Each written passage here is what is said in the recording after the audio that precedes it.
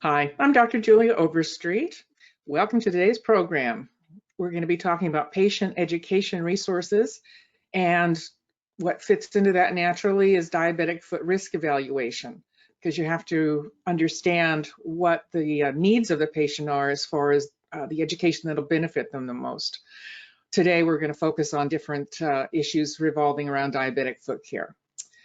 This picture on the homepage here is some of the things that I'm sure you were already talking to your patients about. Clean your feet daily and moisturize it. Perform a daily foot examination. Use a mirror if you can't see it.